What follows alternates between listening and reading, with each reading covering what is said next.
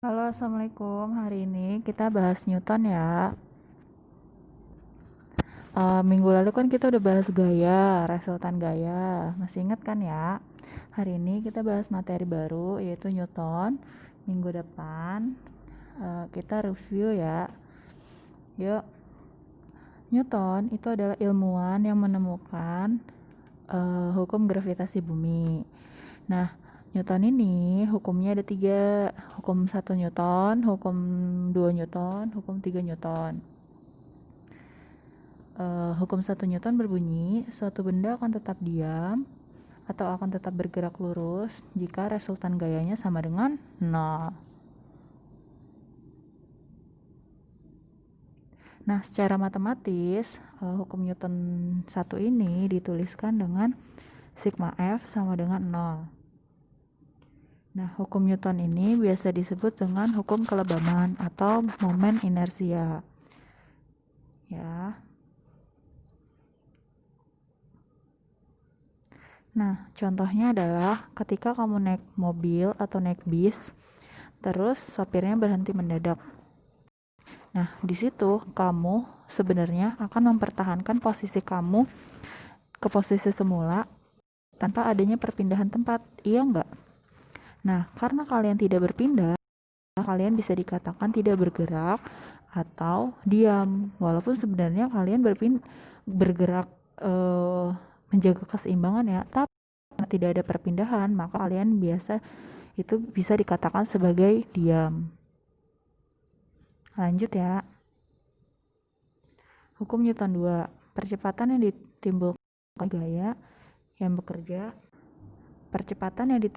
oleh gaya yang bekerja pada benda berbanding lurus dengan besar gaya dan berbanding terbalik dengan massa benda. Secara matematis, hukum Newton 2 ini, jika suatu benda diberikan gaya, maka benda itu akan melakukan perpindahan, perubahan, atau pergerakan. Nah, perubahan kecepatan yang dimaksud ini, benda yang awalnya diam menjadi bergerak, benda yang mulanya bergerak menjadi diam. Nah,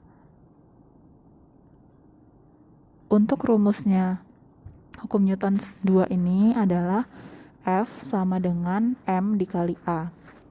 F adalah gaya, M adalah massa, A adalah percepatan.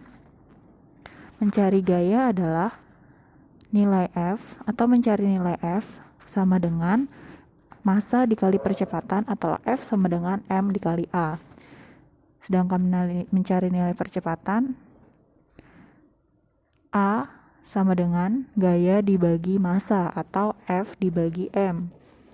Mencari nilai M atau massa, M sama dengan F dibagi A atau gaya dibagi percepatan.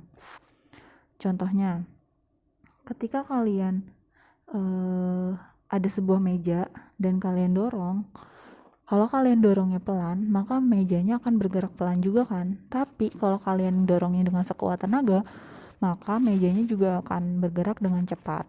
Iya enggak? Iya dong. Nah, sekarang contoh soalnya. Jika massa benda 50 kg didorong dengan gaya 90 Newton, berapa percepatan yang dialami sebuah benda? Diketahui dulu, massanya 50 kg. Gayanya 90 Newton. Yang ditanya adalah besar percepatan A. Maka mencari rumus A adalah F per M.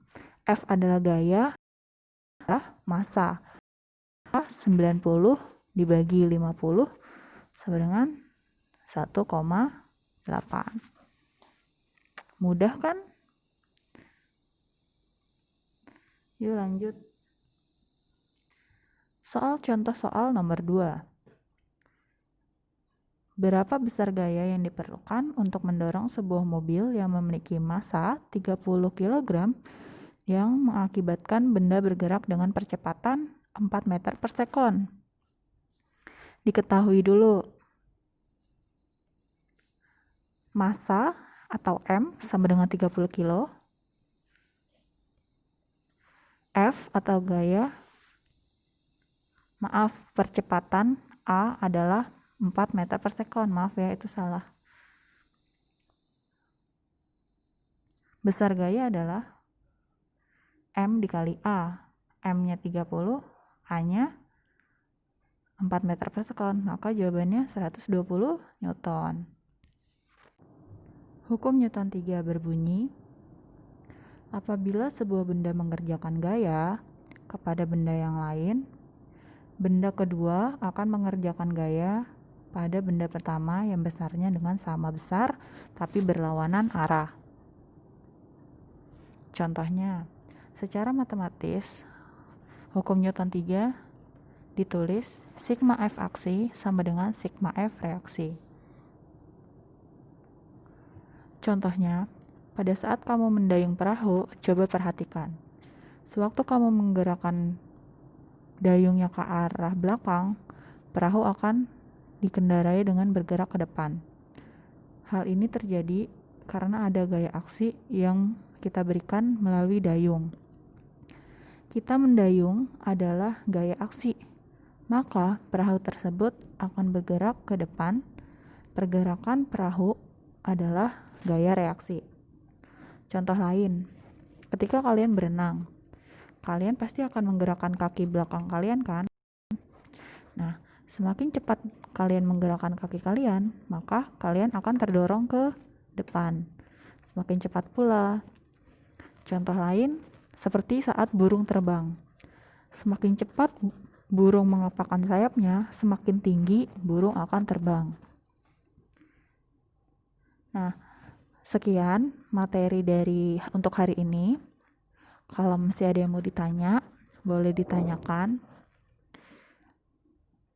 Semoga materinya bermanfaat. Terima kasih. Sampai jumpa. Wassalamualaikum warahmatullahi wabarakatuh.